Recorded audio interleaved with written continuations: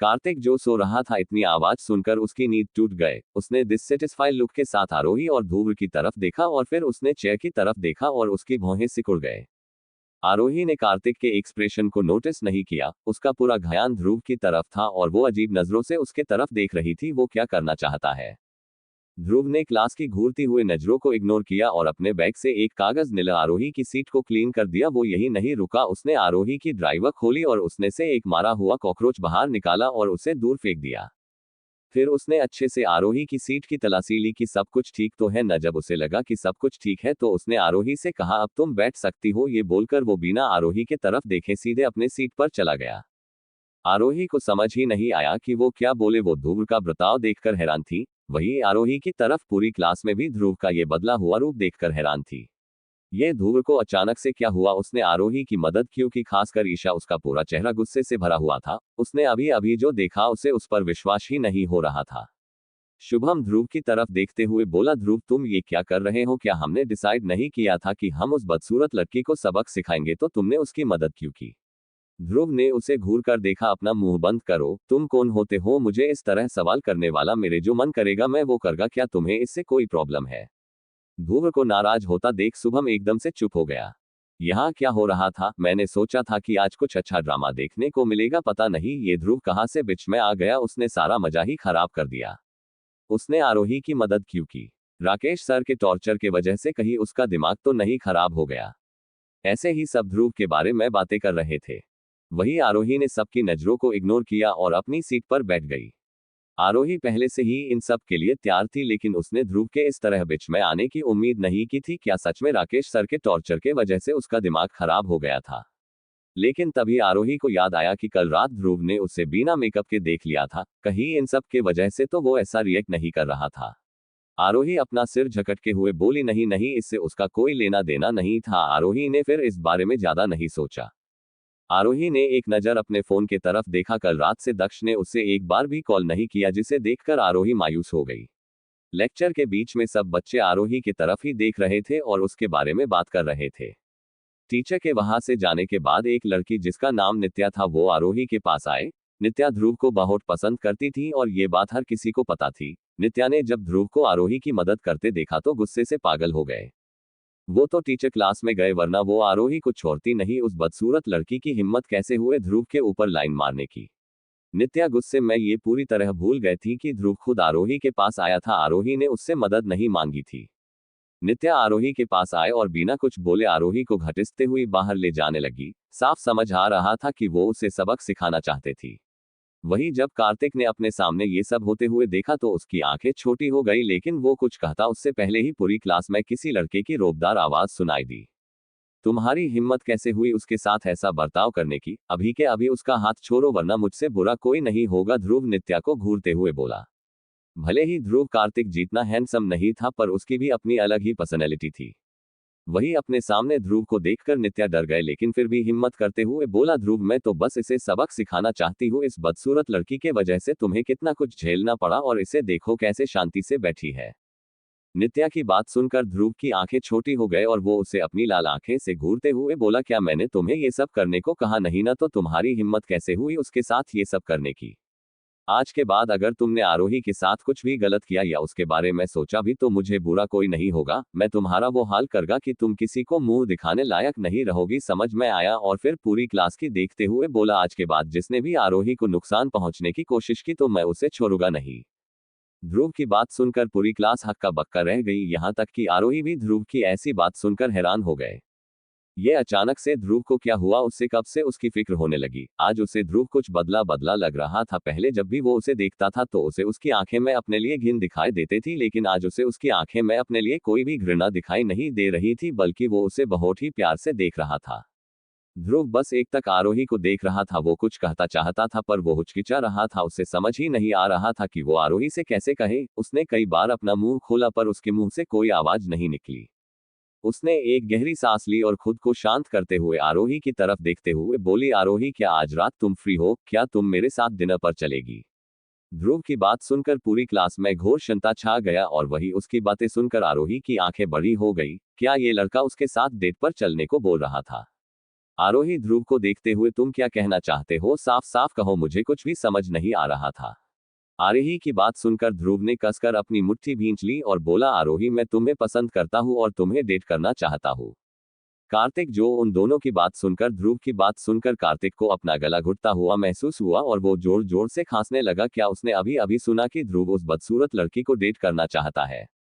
कार्तिक के साथ साथ पूरी क्लास भी हैरत थी। क्या अभी अभी ध्रुव ने पूरी क्लास के सामने अपने प्यार का इजहार किया था?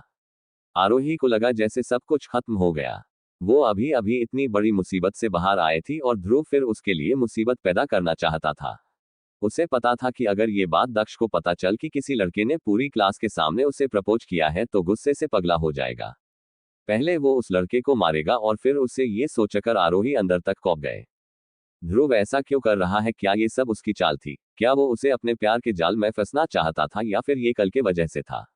कल उसने उसे बिना मेकअप के देखा और आज उसने सबके सामने उसे प्रपोज कर दिया। पर ऐसा कैसा हो सकता है? उसने बस एक नजर उसे देखा था।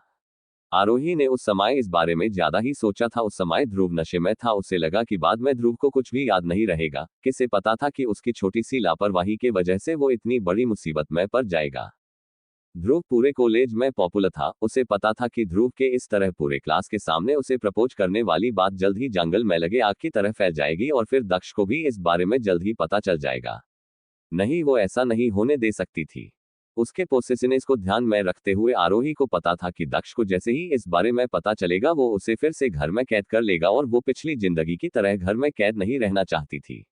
वैसे भी वरुण के इंसिडेंट्स के बाद आरोही ने बड़ी ही मुश्किल से दक्ष को मनाया था, वरना वो उसे कॉलेज जाने की परमिशन नहीं दे रहा था। वो भी चाहता था कि आरोही के साथ फिर से वो सब हो।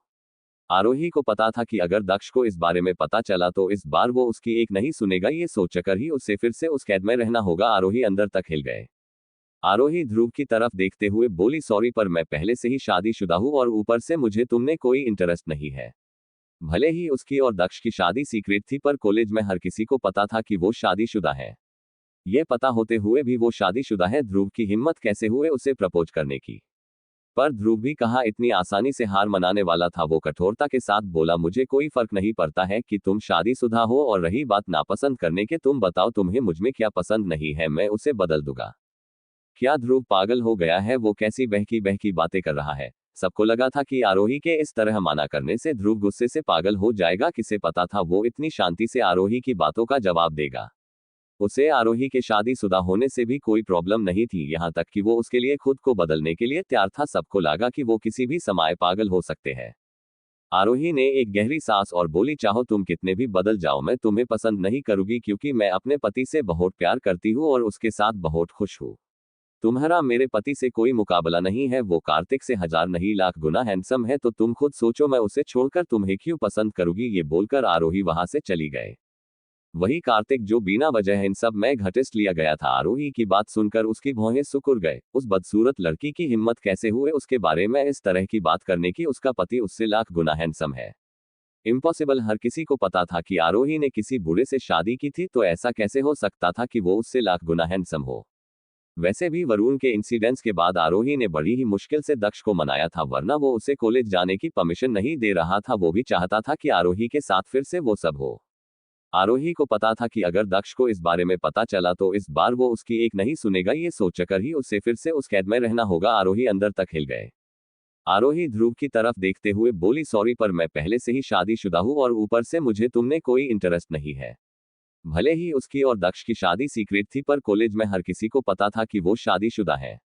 ये पता होते हुए भी वो शादीशुदा है। ध्रुव की हिम्मत कैसे हुए उसे प्रपोज करने की? पर ध्रुव भी कहाँ इतनी आसानी से हार मनाने वाला था। वो कठोरता के साथ बोला, मुझे कोई फर्क नहीं पड़ता है कि तुम शादीशुदा हो और रही बात नापसंद करने के, तुम बताओ तुम्हें मुझमें क्या पसंद नहीं है, मैं उसे बदल दूंगा। क्या ध्रुव पागल हो गया है? वो कैसी बहकी बहकी बातें कर रहा है। सबको लगा था कि आरोही के इस तरह माना करने से ध्रुव गुस्से से पागल हो जाएगा। किसे पता था वो इतनी शांति से आरोही की बातों का जवाब देगा। उसे आरोही के शादीशुदा होने से भी कोई प्रॉब्लम नहीं थी, यहाँ तक कि वो उसके लिए खुद को बदलने के लिए तैयार था। सबको लगा कि वो किसी भी समय पागल हो सकते हैं। आरोही ने एक गहरी सांस और बोली, चाहो तुम कितने भी बदल जाओ, मैं तुम्हें पसंद नहीं करूंगी क्योंकि मैं अपने पति से बहुत प्यार करती हूँ और उसके साथ बहुत खुश हूँ। तुम्हारा मेरे पति से कोई मुकाबला नहीं है, वो कार्तिक से 1000 नहीं लाख गुना हैंडसम है, तो तुम खुद सोचो मैं उसे छोड़कर तुम्हें क्यों पसंद करूंगी। ये बोलकर आरोही वहां से चली गए। वही कार्तिक जो बिना वजह इन सब में घटिस्ट लिया गया था। आरोही की बात सुनकर उसकी भौहें सिकुड़ गए। उस बदसूरत लड़की की हिम्मत कैसे हुए उसके बारे में इस तरह की बात करने की, उसका पति उससे लाख गुना हैंडसम है। इम्पॉसिबल। हर किसी को पता था कि आरोही ने किसी बूढ़े से शादी की थी, तो ऐसा कैसे हो सकता था कि वो उससे लाख गुना हैंडसम हो। जैसे आरोही ने सोचा था, ये बात जंगल में लगी आग की तरह पूरे कॉलेज में फैल गए कि किस तरह ध्रुव ने पूरे कॉलेज के सामने उस बदसूरत लड़की को प्रपोज किया और उस बदसूरत लड़की ने उसे रिजेक्ट कर दिया। यहाँ तक कि उसने ये भी कहा कि उसका पति कार्तिक से लाख गुना ज्यादा हैंडसम है। कॉलेज के बाद ध्रुव लास्ट बेंच पर बैठा था और आरोही को रिहर्सल करते हुए देख रहा था। आरोही से रिजेक्ट होने के बाद भी उसने हार नहीं मानी थी। वही उसके बाजू में अर्जुन बैठा था। ध्रुव सिगरेट का एक कस लेते हुए अर्जुन से बोला, आरोही मेरी है, इसलिए किसिंग सीन में हद पार करने की हिम्मत भी मत करना, वरना मैं भूल जाएगा कि तुम कौन हो। ध्रुव की बात सुनकर अर्जुन की भौहें सिकुड़ गए। क्या ये लड़का मरना चाहता है? क्या इसे पता भी है कि ये किस लड़की पर हक जमाने की कोशिश कर रहा है?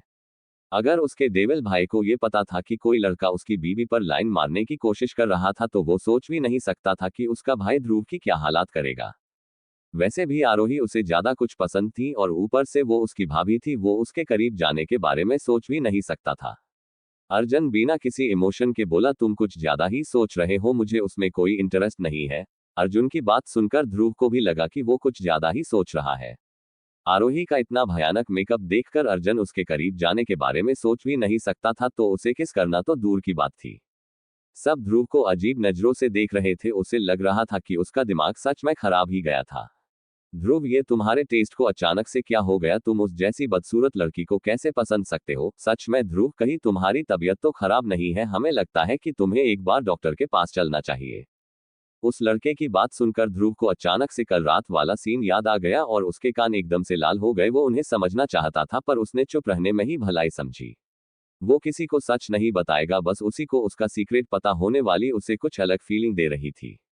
वैसे भी अगर सबको आरोही के सच पता चल जाता गया तो उसके कई सारे राइवल उसके सामने खड़े हो जाएंगे, जो वो बिल्कुल भी नहीं चाहता था। ईशा, जिसका चेहरा गुस्से से टिमटाया हुआ था, वो चलकर ध्रुव के पास आए और लगभग उस पे चिल्लाते हुए बोली, ध्रुव तुम ये क्या करे हो? अब तुम मुझसे ये मत कहना कि तुम्हें सच में उस बदसूरत लड़की से प्यार हो गया है। जैसे ही ईशा ने सुना था कि ध्रुव ने आरोही को पूरी क्लास के सामने प्रपोज लिया है, उसका दिमाग खराब हो गया। ध्रुव ने ईशा के गुस्से भरे चेहरे की तरफ देखा और बोला, हाँ मुझे सच में उससे प्यार हो गया है। ईशा उसके तरफ देखते हुए बोली, क्या तुम अंधे हो? तुम्हें किसी से भी प्यारा हो सकता है, पर उस लड़की से नहीं। तुम उस बदसूरत लड़की को कैसे पसंद कर सकते हैं? क्या तुम्हें नहीं याद नहीं कि उसके वजह से तुम्हें कितना कुछ झेलना पड़ा था? ध्रुव ने ईशा की बातों को पूरी तरह इग्नोर किया। उसे पता था कि ईशा आरोही से कितनी नफरत करती है, इसलिए उसे समझने का कोई फायदा नहीं है। वही ध्रुव के इस तरह इग्नोर करने से ईशा का गुस्सा आउट ऑफ कंट्रोल हो गया। उसने नफरत भरी नजरों से आरोही की तरफ देखा और फिर पैर पटकते हुए वहां से चली गए। वही अर्जुन इन सब चीजों में नहीं पारना चाहता था, इसलिए वो भी वहां से चला गया। अर्जुन के इस तरह वहां से जाने सब बच्चे आपस में बातें करने लगे। पक्का आरोही ने अर्जुन को डरा दिया होगा, इसलिए वो यहाँ से भाग गया। सच में आज तो आरोही रोज से भी ज्यादा भयानक लग रही थी। तभी दूसरी लड़की बोली, क्या अर्जुन ध्रुव को राजकुमार का रोल दे देगा? हो भी सकता है। वैसे भी जब ध्रुव सामने से ये रोल चाहता है तो अर्जुन का उसे वो रोल न देने का कोई सेंस ही नहीं बनता है। मुझे तो पहले से ही पता था कि वो बदसूरत लड़की गिरी हुए है। कैसे शादीशुदा होते हुए भी उसने ध्रुव को अपने प्यार के जाल में फंसा लिया। सच में पहले उसने हमारे हक पर नजर डालने की कोशिश की, जब अर्जुन के कोई भाव नहीं दिया तो उसने ध्रुव को अपने प्यार के जाल में फंसा लिया। सच में आरोही स्लट है, उसे बस लड़कों अपने जाल में फंसाना आता है। ऐसे ही लड़कियां आपस में आरोही की बुराई कर रही थी कि तभी ध्रुव ने उन्हें घूर कर देखा। ध्रुव के इस तरह घूरने से लड़कियों का चेहरा पीला पड़ गया और वो सब वहां से भाग गए। ध्रुव चलकर आरोही के पास गया और बोला, कोई बात नहीं, अगर तुम मेरे साथ डिनर पर नहीं जाना चाहती हो, तुम चाहो तो अब कहीं बाहर लंच पे भी चल सकते हैं। आरोही उसे घूरते हुए बोली, ध्रुव तुम्हें एक बार में बात समझ नहीं आती है? मैं शादीशुदा हूँ और अगर मेरे पति को ये बात पता चल गए कि तुम इस तरह मुझे परेशान कर रहे हो तो तुम्हारे लिए अच्छा नहीं होगा। वैसा भी मैं एक ऐसे लड़के को कभी भी पसंद नहीं करूंगी जो किसी के लुक से उसे जज करते हो, बस इसलिए कि कल तुमने मुझे बिना मेकअप के देख लिया, तुम मेरे प्यार में पड़ गए। ध्रुव ने इस बात से इनकार नहीं किया। हाँ, इसमें गलत क्या है? तुम्हारा चेहरा सच में काफी खूबसूरत है और हर लड़का चाहता है कि उसकी और बीवी और गर्लफ्रेंड खूबसूरत हो। और वैसे भी मैंने सुना है कि तुम्हारा पति कोई बदसूरत बूढ़ा है। तुम जैसी खूबसूरत लड़की के पास मेरे जैसा हैंडसम लड़का होना चाहिए जो तुम्हारी हर जरूरत को पूरा कर सके, न कि वो तुम्हारा बूढ़ा पति। ध्रुव की बात सुनकर आरोही की भौहें सिकुड़ गए। किसने कहा कि मेरा पति बूढ़ा है और वो मेरी जरूरत का ख्याल नहीं रखता? ध्रुव बेपरवाही से बोली, कॉलेज में हर किसी को पता है कि तुम्हारी पति जल्द ही मरने वाला है, इसलिए तुम्हें मुझसे इस तरह दूर भागने के लिए बहाने बनाने की कोई जरूरत नहीं है। ध्रुव के हटीपन से आरोही तंग आते हुए बोली, तो फिर ऐसा मैं क्या करूं कि तुम्हें लगे कि मैं सच बोल रही हूं कि मेरा पति को बूढ़ा नहीं है, बल्कि वो कार्तिक से लाख गुना ज्यादा हैंडसम है। आरोही की बात सुनकर ध्रुव कुछ सोचकर बोलकर, जब तक मैं उसे सामने से नहीं देख लेता मुझे तुम्हारी बात पर भरोसा नहीं होगा। दक्ष को किसी लड़के से मिलने लाने जो उसे पसंद करता हो? बिल्कुल भी नहीं। उसे मरना था क्या? उसे अपनी जान बहुत प्यारी थी। आरोही ने बहुत देर इस बारे में सोचा और फिर बोली, क्या तुम सच में मेरी पति को देखने के बाद पीछे हट जाओगे? ध्रुव ने बेपरवाही से कहा, बिल्कुल। अगर वो दिखने में कार्तिक से लाख गुना ज्यादा हैंडसम हुआ तो मैं हार मान लगा और फिर आगे तुम्हें कभी भी परेशान नहीं करगा। ठीक है, अभी तो मेरे हस्बैंड थोड़े बिजी है, वो किसी काम से कहीं बाहर गए हैं, जब उन्हें टाइम मिलेगा तब मैं तुम्हें बता दूंगी। ध्रुव ने बिना किसी चिंता के कहा, ठीक है। उसके बाद ध्रुव ने उसे हॉस्टल छोड़ने की जिद की, पर आरोही ने उसे साफ मना कर दिया। वो बिना मतलब के कोई अटेंशन नहीं चाहती थी, पर ध्रुव कहाँ मानने वाला था। आरोही के मना करने के बाद भी वो उसके पीछे पीछे उसे हॉस्टल छोड़ने गया। सब उन्हें अजीब नजरों से देख रहे थे। क्या सच में ये ध्रुव है? क्या उसे सच में उस बदसूरत लड़की से प्यार हो गया है? मुझे तो लगा था कि ये सिर्फ एक अफवाह थी। सच में मुझे अपनी आंखों पर विश्वास नहीं हो रहा है। देखने वालों में सोनाली भी थी। ध्रुव को आरोही के साथ इतने से पेश आता देख उसका चेहरा कठोर हो गया। पता नहीं इस आरोही में क्या था जो सारे लड़के उसके पीछे पागल हो जाता थे। ध्रुव ने इस बात से इनकार नहीं किया। हाँ, इसमें गलत क्या है? तुम्हारा चेहरा सच में काफी खूबसूरत है और हर लड़का चाहता है कि उसकी और बीवी और गर्लफ्रेंड खूबसूरत हो। और वैसे भी मैंने सुना है कि तुम्हारा पति कोई बदसूरत बूढ़ा है। तुम जैसी खूबसूरत लड़की के पास मेरे जैसा हैंडसम लड़का होना चाहिए जो तुम्हारी हर जरूरत को पूरा कर सके, न कि वो तुम्हारा बूढ़ा पति। ध्रुव की बात सुनकर आरोही की भौहें सिकुड़ गए। किसने कहा कि मेरा पति बूढ़ा है और वो मेरी जरूरत का ख्याल नहीं रखता? ध्रुव बेपरवाही से बोली, कॉलेज में हर किसी को पता है कि तुम्हारी पति जल्द ही मरने वाला है, इसलिए तुम्हें मुझसे इस तरह दूर भागने के लिए बहाने बनाने की कोई जरूरत नहीं है। ध्रुव के हटीपन से आरोही तंग आते हुए बोली, तो फिर ऐसा मैं क्या करूं कि तुम्हें लगे कि मैं सच बोल रही हूं कि मेरा पति को बूढ़ा नहीं है, बल्कि वो कार्तिक से लाख गुना ज्यादा हैंडसम है। आरोही की बात सुनकर ध्रुव कुछ सोचकर बोलकर, जब तक मैं उसे सामने से नहीं देख लेता मुझे तुम्हारी बात पर भरोसा नहीं होगा। दक्ष को किसी लड़के से मिलने लाने जो उसे पसंद करता हो? बिल्कुल भी नहीं। उसे मरना था क्या? उसे अपनी जान बहुत प्यारी थी। आरोही ने बहुत देर इस बारे में सोचा और फिर बोली, क्या तुम सच में मेरी पति को देखने के बाद पीछे हट जाओगे? ध्रुव ने बेपरवाही से कहा, बिल्कुल। अगर वो दिखने में कार्तिक से लाख गुना ज्यादा हैंडसम हुआ तो मैं हार मान लगा और फिर आगे तुम्हें कभी भी परेशान नहीं करगा। ठीक है, अभी तो मेरे हस्बैंड थोड़े बिजी है, वो किसी काम से कहीं बाहर गए हैं, जब उन्हें टाइम मिलेगा तब मैं तुम्हें बता दूंगी। ध्रुव ने बिना किसी चिंता के कहा, ठीक है। उसके बाद ध्रुव ने उसे हॉस्टल छोड़ने की जिद की, पर आरोही ने उसे साफ मना कर दिया। वो बिना मतलब के कोई अटेंशन नहीं चाहती थी, पर ध्रुव कहाँ मानने वाला था। आरोही के मना करने के बाद भी वो उसके पीछे पीछे उसे हॉस्टल छोड़ने गया। सब उन्हें अजीब नजरों से देख रहे थे। क्या सच में ये ध्रुव है? क्या उसे सच में उस बदसूरत लड़की से प्यार हो गया है? मुझे तो लगा था कि ये सिर्फ एक अफवाह थी। सच में मुझे अपनी आंखों पर विश्वास नहीं हो रहा है। देखने वालों में सोनाली भी थी। ध्रुव को आरोही के साथ इतने से पेश आता देख उसका चेहरा कठोर हो गया। पता नहीं इस आरोही में क्या था जो सारे लड़के उसके पीछे पागल हो जाता थे। ध्रुव के वहां से जाने के बाद सोनाली जल्दी से आरोही के पास आए और वहां से जाते हुए ध्रुव के तरफ देखते हुए थोड़ी चिंता के साथ बोली, आरोही तुम ठीक हो ना हो? और वो ध्रुव, वो तुम्हारे साथ क्या कर रहा था? कहीं वो तुम्हें परेशान तो नहीं कर रहा था? सोनाली की बात सुनकर एक लड़की जो उसके बाजू में खड़ी थी वो सोनाली की तरफ देखते हुए बोली, सोनाली तुम ये क्या बोल रही हो? ध्रुव इसे क्यों परेशान करेगा, बल्कि वो तो उसके प्यार में पागल हो चुका है। सच में तुम कितनी बेशर्म हो। पहले तुमने मेरे कार्तिक पर लाइन मरने की कोशिश की, जब उसने तुम्हें कोई भाव नहीं दिया तो तुमने कितनी बेशर्मी से ध्रुव को अपने जाल में फंसा लिया। उस लड़की की बात सुनकर सोनाली खुश हो गए, लेकिन उसने ये खुशी अपने चेहरे पे आने नहीं दी। फिर सोनाली उस लड़की को डटाते हुए बोली, तुम मेरी बहन के बारे में इस तरह कैसे बोल सकती हो? वो इसकी इंसान नहीं है। ऐसा भी तो हो सकता है कि वो सिर्फ अच्छे दोस्त हो। सोनाली की बात सुनकर उस लड़की का चेहरा तिरस्कार से भर गया। वो सिर्फ अच्छे दोस्त कैसे हो सकते हैं? ध्रुव ने पहले ही सबके सामने अपने प्यार का इजहार कर दिया है, यहाँ तक कि उसने सबको धमकी भी दी है कि अगर किसी ने आरोही को चोट पहुंचाई या उसके बारे में सोचा भी तो उससे बुरा कोई नहीं होगा। क्या ये सब दोस्तों में नॉर्मल है? तभी दूसरी लड़की बोली, सच में इस बदसूरत लड़की की हिम्मत तो देखो, कैसे इसने ध्रुव को अपने जल में फंसा लिया। इसे ये सब करते हुए जरा शर्म भी नहीं आए। ऐसे ही सब आरोही की आलोचना कर रहे थे। तभी एक लड़की ने बोला, मुझे तो समझ नहीं आता कि इसने ध्रुव को अपने जल में फंसाया कैसे। ये सुनकर दूसरी लड़की बोली, मुझे लगता है इसकी बेड स्किल्स बहुत अच्छी होगी, वरना इस जैसी बदसूरत लड़की को कौन ही पसंद करेगे। सोनाली को ये सब सुनकर बहुत मजा आ रहा था, पर वो अपनी एक्टिंग कंटिन्यू करते हुए बोली, बस करो तुम सब, तुम इस तरह मेरी बहन के बारे में बात नहीं कर सकते हो। वही सोनाली को इस तरह आरोही की साइड लेता देख एक लड़की थोड़े गुस्से के साथ बोली, सोनाली तुम अभी भी उसकी साइड कैसे लग सकती हो? क्या तुम्हें उसे अपनी बहन कहने में शर्म भी आती है? सच में मुझे तो विश्वास ही नहीं होता है कि तुम दोनों ट्विंस हो। कहा तुम इतनी सुंदर और समझदार, और कहा ये बदसूरत और गिरी हुई लड़की जो शादीशुदा होने के बाद भी गैर मर्दों पर डोरे डालती है।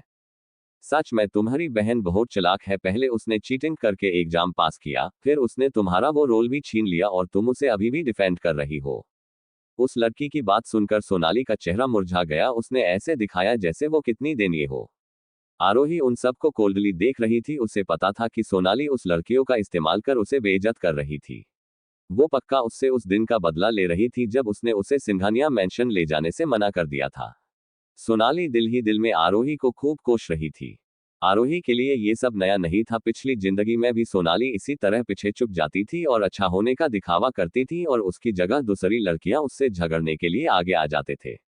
पहले वो सब लड़कियां उसके बारे में ऐसी बातें नहीं करती थे। हाँ, वो उसे नापसंद करती थी, पर उससे इस तरह नफरत नहीं करती थी। उस समय आरोही को समझ नहीं आता था कि अचानक से सबको क्या हुआ, वो उसे घिन भरी से नजरों से क्यों देखते थे।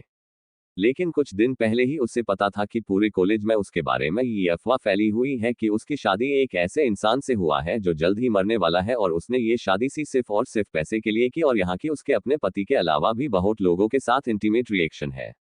पहले तो सबने इस बात पर ज्यादा ध्यान नहीं दिया, पर जब उन्होंने आरोही को लग्जरियस कार से आते जाते देखा तो सबको इन अफवाहों पर यकीन होने लगा। अफसोस इसे पता था कि ये साफ अफवाह किसने फैलाई थी और क्यों सबने इस पर इतनी जल्दी यकीन कर लिया। सोनाली लोगों को मैनिपुलेट करने में काफी अच्छी थी। अपने दो मुंह वाले चेहरे से साथ उसने कुछ अच्छे कनेक्शन बना लिए थे। वो स्टारडम पाने के लिए किसी भी हद तक जा सकती थी। ऑफकोर्स वो ऐसी अकेली नहीं थी, बल्कि उसे साथ खड़ी लड़की भी ऐसी ही थी। यहाँ तक सोनाली लड़के को फंसाने में भी बहुत अच्छी थी। वो लड़कों को अटका कर रखती थी और उनसे बहुत फायदा उठाती थी। उसे दूसरों से लड़कों को छीनने में बड़ा मजा आता था। ये सब सोचते हुए आरोही सोनाली की तरफ देखते हुए बेपरवाही के साथ बोली, सोनाली क्या तुम्हें सच में नहीं पता है कि मेरे और ध्रुव के बीच में क्या चल रहा है? आरोही की बात सुनकर सोनाली कंफ्यूज हो गई और उसी कंफ्यूजन के साथ बोली, मैं मुझे तो अभी ही इस बारे में पता चला है। उसे नहीं पता था, पर क्यों आरोही के इस तरह देखने से बेचैन हो गए। आरोही जवाब देते हुए बोली, मैंने तुम्हें बताया था ना कि ये सब ध्रुव का प्लान है। उसने बस अपने कुछ दोस्तों से शर्त लगाई है, इसलिए वो इस तरह मेरे पीछे पड़ा है। पहले मुझे लगा था कि ये सब बस एक मजाक है, पर मैंने नहीं सोचा था कि ध्रुव शर्त को इतनी सीरियस ले लेगा। आरोही की बात सुनकर कि ध्रुव आरोही के पीछे एक शर्त के लिए पारा है, वहां खड़े सब लोग सारी बातें समझ रहा था। अगर ऐसा था तो उन्हें इन सब से कोई प्रॉब्लम नहीं थी। सोनाली ने अपनी भौहें सिकोड़ ली, पर तुमने मुझे ये सब कब बताया? आरोही ने एक नजर सोनाली के पास खड़ी लड़की की तरह देखा, फिर अपने चेहरे पे के मुस्कुराहट लाते हुए बोली, अभी कुछ दिन पहले ही तो मैंने तुम्हें बताया था, जब तुम विक्रम के साथ आइसक्रीम खाने गए थी। सोनाली को याद आया कि आरोही ने उस दिन उसे कॉल किया था, पर जब वो विक्रम के साथ थी और एंजॉय कर रही थी, उस समय उसने आरोही की बातें पर ज्यादा नहीं दिया था। पर आरोही के कैसे पता चला कि वो कहाँ थी? सोनाली यही सब सोच रही थी। क्या उसने ही तो उसे जल्दबाजी में आरोही सब बात तो नहीं बता दिया था, और ऊपर से उसने ये बात विक्रम की गर्लफ्रेंड के सामने कह दी थी। तन्वी जो विक्रम की गर्लफ्रेंड भी, उसके एक्सप्रेशन तुरंत ही बदल गए। क्या कहा तुमने? कुछ दिन पहले वो और विक्रम साथ में आइसक्रीम खाने गए थे। यहाँ की बाकी सब भी आरोही की बात सुनकर हैरान हो गए। कुछ पहले पहले तन्वी ने स्पेशली विक्रम के लिए एक रोमांटिक डेट प्लान किया था। वो कुछ पल विक्रम के साथ अकेले टाइम स्पेंड करना चाहती थी, पर विक्रम वहां आया ही नहीं। और सोनाली, वो तो उस दिन बीमार थी। तुम उस दिन विक्रम के साथ थी? तन्वी ने हैरानी के साथ कहा। यह बात हर किसी को पता थी कि तन्वी विक्रम की गर्लफ्रेंड है और वो उसे बहुत पसंद करती है। अब उसकी दोस्त होने के नाते ये बात सोनाली को भी पता था कि वो विक्रम तो कितना पसंद करती है, तो उसने उससे झूठ क्यों बोला कि वो उस दिन बीमार थी। और वो विक्रम के साथ बाहर क्यों गए थी। वहां खड़े लोगों ने ये सब बातें सुनी तो उनके एक्सप्रेशन एकदम से चेंज हो गए। आरोही ने ऐसे दिखाया जैसे कि उससे बहुत बड़ी गलती हो गई, पर उसकी आंखें तारों की तरह चमक रही थी। क्या मैंने कुछ गलत कहा? ये सुनकर अब सबको आरोही की बात पर पूरा यकीन हो गया। ये सब जानते थे कि आरोही और सोनाली के बीच का रिश्ता काफी अच्छा है। कैसे सोनाली हर टाइम अपनी बहन को बचाती रहती थी। जैसे कि तन्वी ने सोनली की बातों पर यकीन कर लिया था, वैसे ही उसने तुरंत आरोही की बातों पर भी यकीन कर लिया। और तन्वी कोई बेवकूफ नहीं थी, उसे पहले से ही सोनाली और विक्रम पर शक था, पर वो पूरी तरह से शो नहीं थी। तन्वी जो विक्रम की गर्लफ्रेंड भी, उसके एक्सप्रेशन तुरंत ही बदल गए। क्या कहा तुमने? कुछ दिन पहले वो और विक्रम साथ में आइसक्रीम खाने गए थे। यहाँ की बाकी सब भी आरोही की बात सुनकर हैरान हो गए। कुछ पहले पहले तन्वी ने स्पेशली विक्रम के लिए एक रोमांटिक डेट प्लान किया था। वो कुछ पल विक्रम के साथ अकेले टाइम स्पेंड करना चाहती थी, पर विक्रम वहां आया ही नहीं। और सोनाली, वो तो उस दिन बीमार थी। तुम उस दिन विक्रम के साथ थी? तन्वी ने हैरानी के साथ कहा। ये बात हर किसी को पता थी कि तन्वी विक्रम की गर्लफ्रेंड है और वो उसे बहुत पसंद करती है। अब उसकी दोस्त होने के नाते ये बात सोनाली को भी पता था कि वो विक्रम तो कितना पसंद करती है, तो उसने उससे झूठ क्यों बोला कि वो उस दिन बीमार थी और वो विक्रम के साथ बाहर क्यों गए थी। वहां खड़े लोगों ने ये सब बातें सुनी तो उनके एक्सप्रेशन एकदम से चेंज हो गए। आरोही ने ऐसे दिखाया जैसे कि उससे बहुत बड़ी गलती हो गई, पर उसकी आंखें तारों की तरह चमक रही थी। क्या मैंने कुछ गलत कहा? ये सुनकर अब सबको आरोही की बात पर पूरा यकीन हो गया। ये सब जानते थे कि आरोही और सोनाली के बीच का रिश्ता काफी अच्छा है। कैसे सोनाली हर टाइम अपनी बहन को बचाती रहती थी। जैसे कि तन्वी ने सोनली की बातों पर यकीन कर लिया था, वैसे ही उसने तुरंत आरोही की बातों पर भी यकीन कर लिया। और तन्वी कोई बेवकूफ नहीं थी, उसे पहले से ही सोनाली और विक्रम पर शक था, पर वो पूरी तरह से शो नहीं थी। भले ही उसे लगा था कि सोनाली और विक्रम के बीच में कुछ है, क्योंकि विक्रम हमेशा सोनाली के साथ कुछ ज्यादा ही अच्छे से पेश आता था। सोनाली और विक्रम को इतने करीब देखकर तन्वी को अच्छा तो नहीं लगता था, पर बेस्ट फ्रेंड होने के नाते तन्वी इस बात को नजरअंदाज कर देती थी। पर उसने कभी उम्मीद नहीं की थी, जिस लड़की को इतने दिनों से ढूंढ रही थी वो उसके इतने करीब होगी, उसकी बेस्ट फ्रेंड सोनाली। इसमें कोई हैरानी नहीं कि क्यों वो उस लड़की को ढूंढ नहीं पाए जिसे विक्रम बचाने की कोशिश कर रहा था, क्योंकि वो लड़की पहले से ही उसके करीब थी। करीब नहीं, बेहद करीब थी। सोनाली, आरोही क्या कह रही है? विक्रम जिस लड़की के साथ मिलकर मुझे चिट कर रहा है, वो लड़की तुम हो। सोनाली ने कभी नहीं सोचा था कि आरोही की वजह से वो इतनी बड़ी मुसीबत में फंस जाएगी। उसका मन कि वो अभी के अभी आरोही के जान से मार दे। मगर ये समय गुस्सा करने का नहीं था, उसे सबसे पहले तन्वी को शांत करना होगा, वरना वो सोच भी नहीं सकती थी उसके साथ क्या हो सकता था। उसकी इतने सालों से बनी बनाई इज्जत एक पल में ही मिट्टी में मिल जाएगी। नहीं, वो ऐसा नहीं होने दे सकती थी।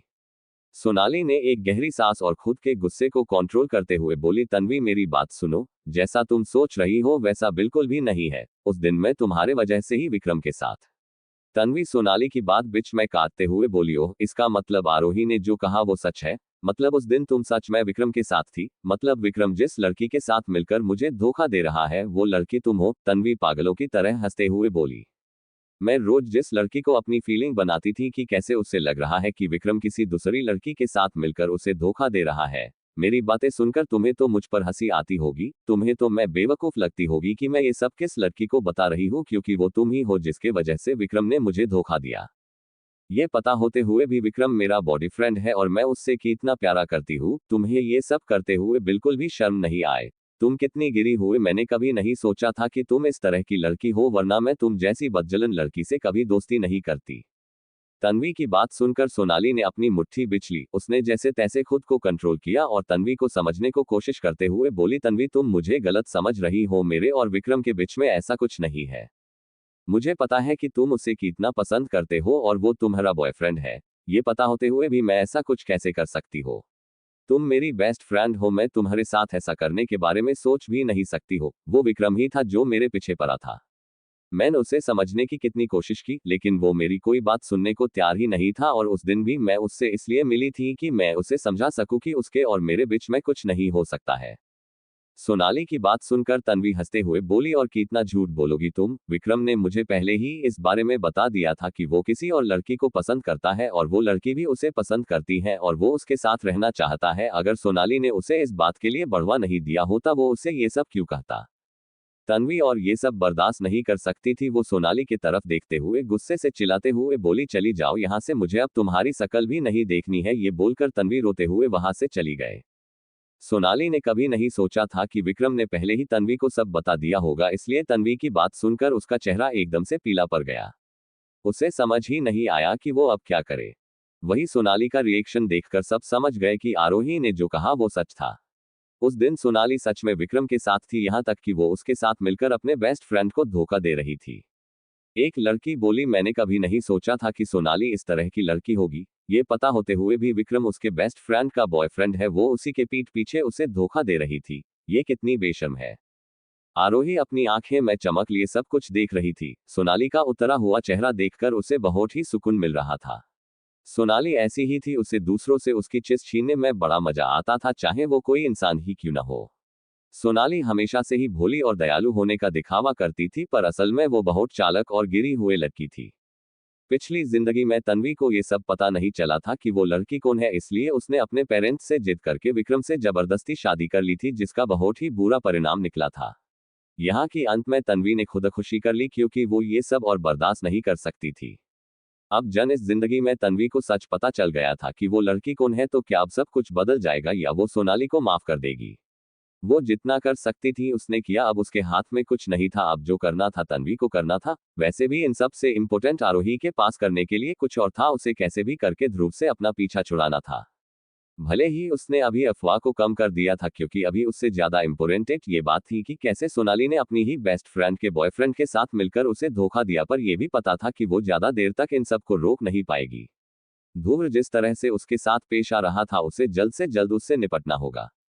पर उसे क्या करना चाहिए? क्या उसे दक्ष को कॉल करके बता देना चाहिए कि कैसा एक लड़का उसे कॉलेज में परेशान कर रहा है? आरोही अभी ये सब सोच ही रही थी कि तभी उसे लगा कि कोई गुस्से से उसे घूर रहा है।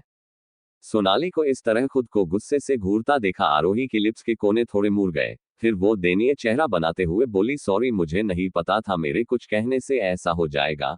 पर मैंने तो सच ही कहा, तुमने ही मुझे बताया था कि तुम उस दिन विक्रम के साथ थी। अगर तुम मुझे वो सब नहीं बताती तो ऐसा कुछ नहीं होता। इसमें मेरी कोई गलती नहीं है, या तुम्हें लगता है कि इन सब में मेरी गलती है? वही आरोही की बात सुनकर सोनाली को लगा कि उसका दिमाग गुस्से से फट जाएगा। उसका मन हुआ कि वो अभी के अभी उसका सिर फोड़ दे। उसे इतनी बड़ी मुसीबत में फंसाकर खुद कैसे भोली होने का नाटक कर रही है, पर अपने आसपास इतने सारे लोगों को देखकर सोनाली ने जैसे तैसे खुद को कंट्रोल किया। सोनाली अपनी नफरत को छुपाते हुए बोली, मुझे पता है इसमें तुम्हारी कोई गलती नहीं है। फिर एक नजर वहां खड़े लोगों की तरफ देखा, जो उसे घिन भरी नजरों से देख रहे थे, जैसे वो कोई गिरी हुए लड़की को। सबको इस तरह खुद को देखता देख सोनाली का चेहरा एकदम से डार्क हो गया। फिर वो खुद को एक्सप्लेन करते हुए बोली, वो तन्वी ने मुझे गलत समझ लिया है, ये पता होते हुए भी कि वो मेरी बेस्ट फ्रेंड का बॉयफ्रेंड है। मैं ऐसा कुछ क्यों करूंगी?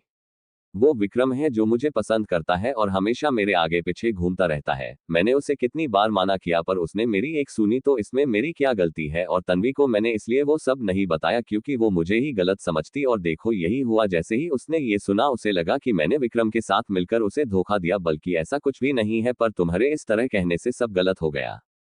अब जब तन्वी वहां से चली गई थी और विक्रम इस समय वहां नहीं था, तो उसके अलावा कोई भी सच्चाई नहीं जानता था, इसलिए वो आरोही पर ही इल्जाम लगा रही थी कि अभी जो कुछ भी हुआ उसकी जिम्मेदार वो थी। उसके वजह से ही उसके और तन्वी के बीच में इतनी बड़ी गलतफहमी हो गई थी। सबने सोनाली की बात सुनी, पर किसी को भी सोनाली की बात पर भरोसा नहीं हुआ। वो कोई बेवकूफ नहीं थे, वो समझ रहे थे कि सोनाली आरोही को फंसाने की कोशिश कर रही थी। सबने एक दूसरे की तरफ देखा और वो वहां से चले गए। सोनाली ने नफरत से आरोही की तरफ देखा, फिर वो भी वहां से चली गई। आरोही बस मुस्कुराते हुए सोनाली को वहां से जाते हुए देख रही थी। आज जो कुछ भी हुआ उससे वो संतुष्ट थी। भले ही उसे पता था सोनाली अपनी सफाई देने की पूरी कोशिश करेगी और अपने आप को दयनीय दिखाने की कोशिश करेगी, पर आज के वाक्य के बाद सबका उसके प्रति बिहेवियर जरूर बदल जाएगा। जहां तक वो सोनाली को जानती थी, उसे पता था सोनाली शांत नहीं बैठेगी, वो उससे इन सब का बदला लेना की पूरी कोशिश करेगी। वही आरोही की बात सुनकर सोनाली को लगा कि उसका दिमाग गुस्से से फट जाएगा। उसका मन हुआ कि वो अभी के अभी उसका सिर फोड़ दे। उसे इतनी बड़ी मुसीबत में फंसाकर खुद कैसे भोली होने का नाटक कर रही है, पर अपने आसपास इतने सारे लोगों को देखकर सोनाली ने जैसे तैसे खुद को कंट्रोल किया। सोनाली अपनी नफरत को छुपाते हुए बोली, मुझे पता है इसमें तुम्हारी कोई गलती नहीं है। फिर एक नजर वहां खड़े लोगों की तरफ देखा, जो उसे घिन भरी नजरों से देख रहे थे, जैसे वो कोई गिरी हुए लड़की को। सबको इस तरह खुद को देखता देख सोनाली का चेहरा एकदम से डार्क हो गया। फिर वो खुद को एक्सप्लेन करते हुए बोली, वो तन्वी ने मुझे गलत समझ लिया है, ये पता होते हुए भी कि वो मेरी बेस्ट फ्रेंड का बॉयफ्रेंड है। मैं ऐसा कुछ क्यों करूंगी? वो विक्रम है जो मुझे पसंद करता है और हमेशा मेरे आगे पीछे घूमता रहता है। मैंने उसे कितनी बार माना किया पर उसने मेरी एक सुनी, तो इसमें मेरी क्या गलती है। और तन्वी को मैंने इसलिए वो सब नहीं बताया क्योंकि वो मुझे ही गलत समझती, और देखो यही हुआ। जैसे ही उसने ये सुना उसे लगा कि मैंने विक्रम के साथ मिलकर उसे धोखा दिया, बल्कि ऐसा कुछ भी नहीं है, पर तुम्हारे इस तरह कहने से सब गलत हो गया। अब जब तन्वी वहां से चली गई थी और विक्रम इस समय वहां नहीं था, तो उसके अलावा कोई भी सच्चाई नहीं जानता था, इसलिए वो आरोही पर ही इल्जाम लगा रही थी कि अभी जो कुछ भी हुआ उसकी जिम्मेदार वो थी। उसके वजह से ही उसके और तन्वी के बीच में इतनी बड़ी गलतफहमी हो गई थी। सबने सोनाली की बात सुनी पर किसी को भी सोनाली की बात पर भरोसा नहीं हुआ। वो कोई बेवकूफ नहीं थे, वो समझ रहे थे कि सोनाली आरोही को फंसाने की कोशिश कर रही थी। सबने एक दूसरे की तरफ देखा और वो वहां से चले गए। सोनाली ने नफरत से आरोही की तरफ देखा, फिर वो भी वहां से चली गई। आरोही बस मुस्कुराते हुए सोनाली को वहां से जाते हुए देख रही थी। आज जो कुछ भी हुआ उससे वो संतुष्ट थी। भले ही उसे पता था सोनाली अपनी सफाई देने की पूरी कोशिश करेगी और अपने आप को दयनीय दिखाने की कोशिश करेगी, पर आज के वाक्य के बाद सबका उसके प्रति बिहेवियर जरूर बदल जाएगा। जहां तक वो सोनाली को जानती थी, उसे पता था सोनाली शांत नहीं बैठेगी, वो उससे इन सब का बदला लेना की पूरी कोशिश करेगी। सोनाली इस समय बहुत ही गुस्से में थी। उसका मन कर रहा था कि वो अभी के अभी आरोही को जान से मार दे। सिर्फ और सिर्फ उसके वजह से आज पूरे कॉलेज के सामने वो एक मजाक बनकर रह गए थी। पता नहीं लोग उसके बारे में क्या सोच रहे थे और उसके बारे में कैसी कैसी बातें कर रहे थे। वो जहां से भी गुजर रही थी सब उसे नफरत भरी नजरों से देख रहे थे, जैसे वो कोई गिरी हुई लड़की हो। जिन आंखों में उसे पहले अपने लिए जलन और एडमिरेशन दिखाई देती थी, आज उन्हीं आंखें में अपने लिए घिन देखकर सोनाली ने अपनी मुठ्ठियां भींच ली। यहाँ तक कि तन्वी जो उसकी बेस्ट फ्रेंड थी, वो उससे बात करना तो दूर, उसे एक नजर देखने तक तो तैयार नहीं थी। उसने उसे समझने की बहुत कोशिश की पर वो उसकी कोई बात सुन ही नहीं रहा थी। ये जो कुछ हुआ उसके साथ हो रहा था, उसकी जिम्मेवार सिर्फ और सिर्फ आरोही थी। सोनाली गुस्से से रूम का सारा सामान इधर उधर फेंकते हुए चिल्ला रही थी, आरोही आई हेट यू, मैं तुम्हें छोड़ूंगी नहीं। आज तुमने जो भी मेरे साथ किया वो सब का चुन चुन कर बदला लूंगा। अगर मैंने तुम्हें खून के आंसू न रुला दिया तो मेरा भी सोनाली नहीं। बहुत शौक ना तुम्हें सच बोलने का, अब देखो मैं तुम्हारे साथ क्या करती हूँ। ये बोलते हुए उसके चेहरे पे शैतानी मुस्कुराहट थी।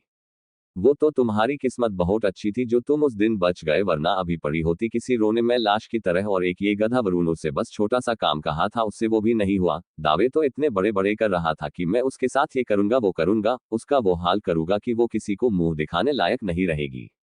किया तो कुछ नहीं और उसके बाद पता नहीं खुद कहाँ गायब हो गया। हाँ सही सुना आपने कि इन सब के पीछे सोनाली थी। सोनाली ही थी जिसने अपनी मॉम के फोन से आरोही को मैसेज किया था। वही थी जिसने वरुण को भी ठीक उसी समय में वहां आने को कहा था। वो चाहती थी कि वरुण आरोही की वो हालात करे कि वो किसी को मुंह दिखने लायक नहीं रहे।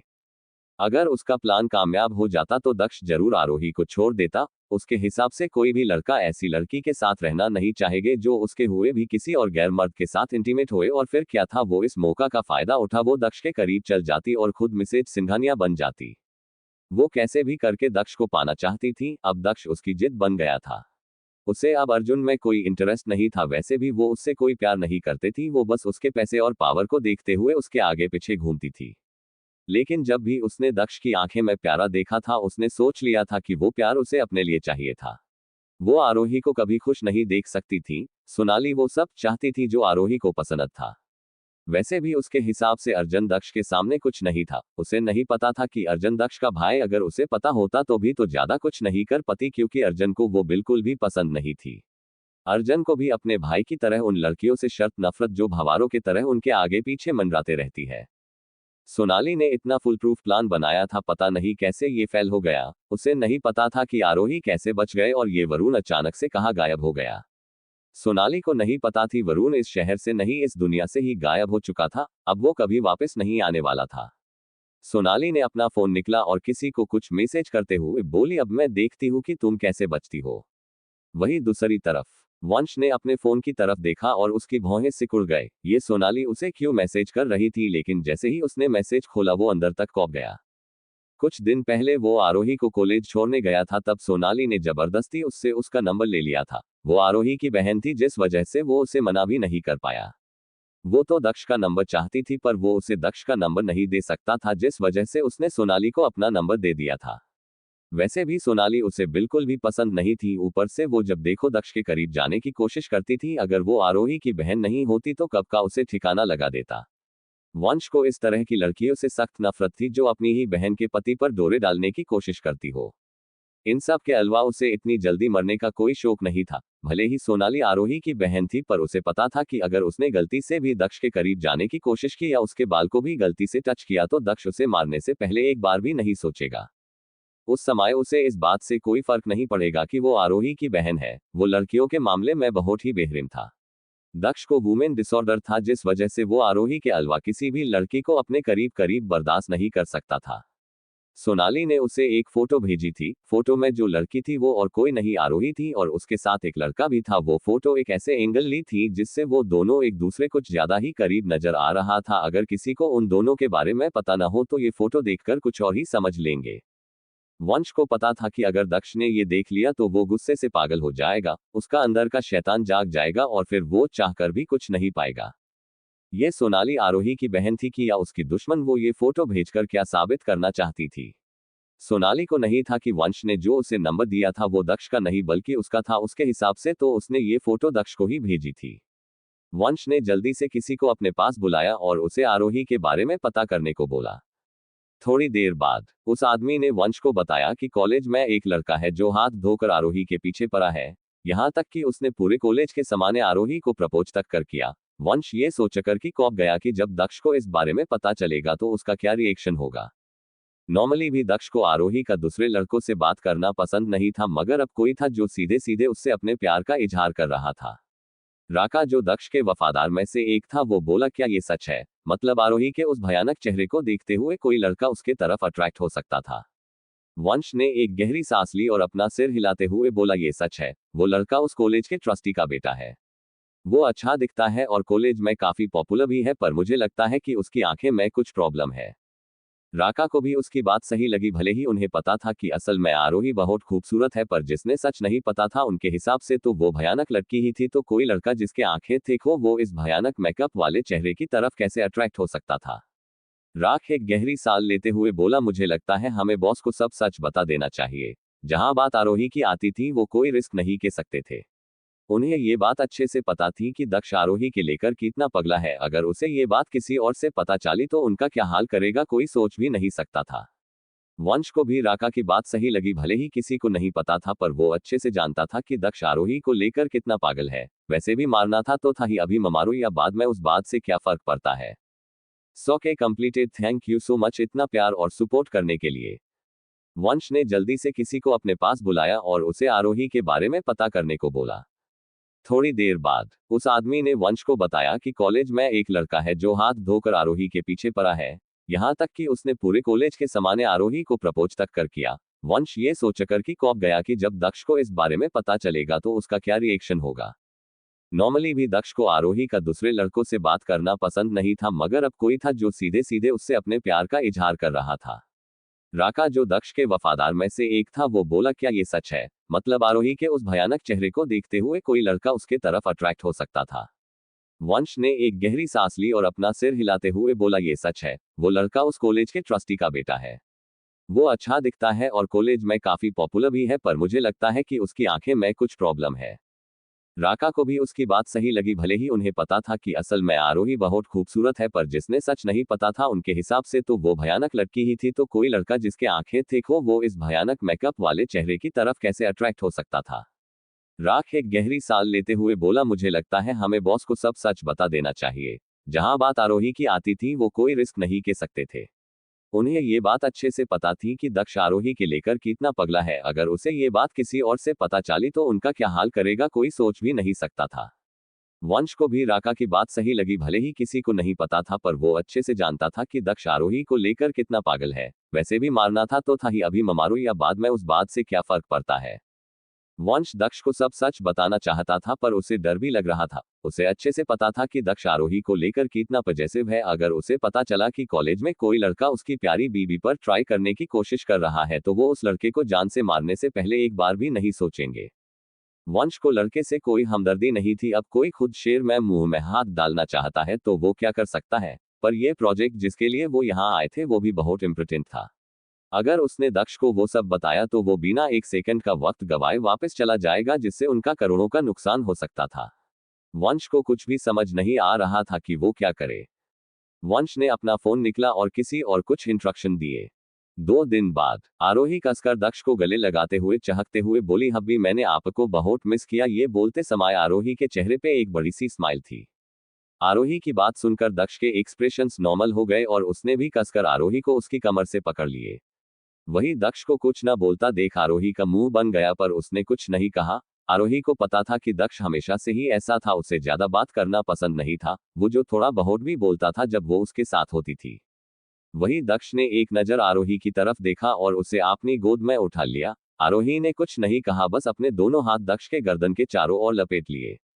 दक्ष आरोही को सीधे ऊपर अपने रूम में ले गया। रूम में ले जाकर उसने आरोही को बेड पर पटक दिया और बिना एक सेकंड का समय गवाए उसके ऊपर आ गया और पागलों की तरह उसे किस करने लगा, जैसे वो अपने किस के थ्रू आरोही को बताना चाह रहा हो कि उसने इन 2 दिनों में आरोही को कितना मिस किया। वही दक्ष के इस तरह करने से आरोही भी अपने इमोशन को कंट्रोल नहीं कर पाए और भी दक्ष का उसके किस में साथ देने लगी। उसने एक हाथ से दक्ष को कसकर पकड़ लिया और अपना दूसरा हाथ उसके बालों में ले गए और उसे किस करने लगा। वही आरोही को रिस्पॉन्स करता देख दक्ष को बहुत अच्छा लगा और वो इंटेंसिटी के साथ उसे किस करने लगा। दोनों में कोई भी एक दूसरों को छोड़ने का नाम नहीं ले रहा था। वो दोनों किसी भूखे भेड़िए की तरह एक दूसरे को किस कर रहे थे।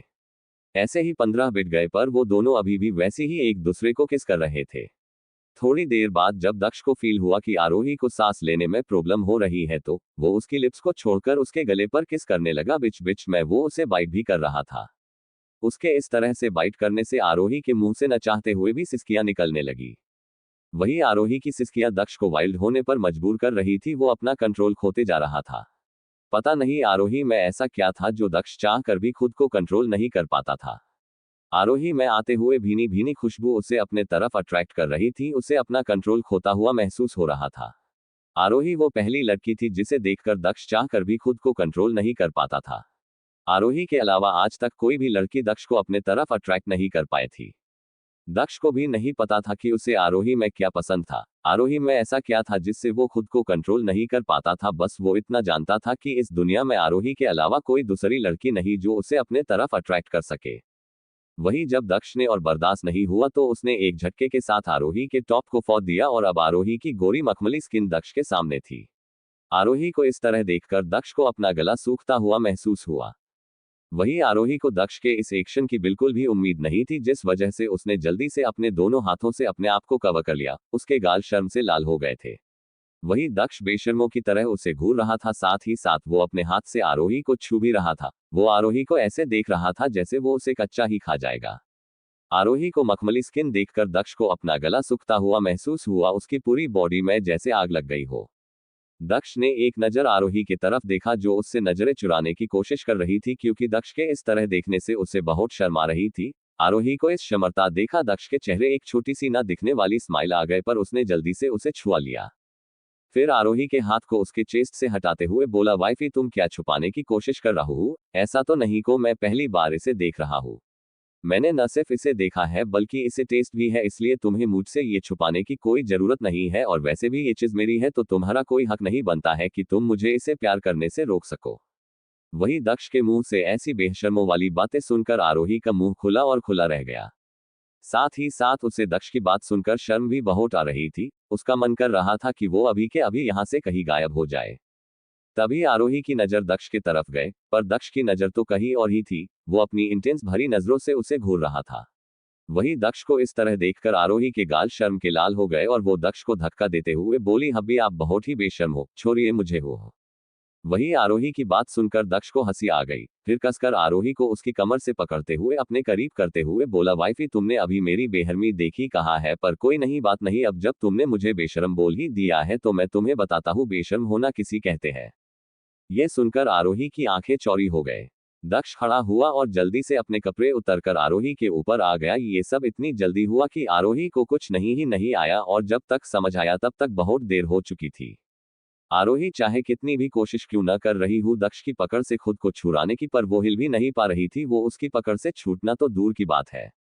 थोड़ी देर बाद रूम में सिर्फ आरोही की सिसकियां की आवाज सुनाई दे रही थी। बीच में आरोही की कहराने की आवाज भी आ रही थी, जिससे ये साफ पता चल रहा था कि दक्ष आरोही को तंग कर रहा था।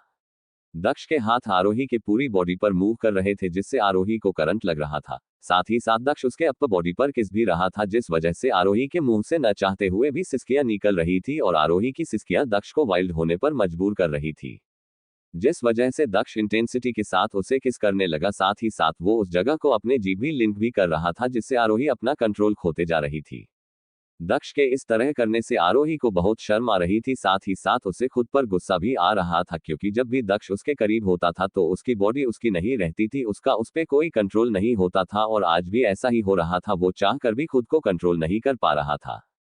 उसने दक्ष को रोकने की बहुत कोशिश की, क्योंकि उसे बहुत जी अजीब लग रहा था, पर दक्ष उसकी एक नहीं सुन रहा था। थक हार कर आरोही ने कोशिश करना बंद कर दिया और दक्ष जो कर रहा था उसे करने दिया।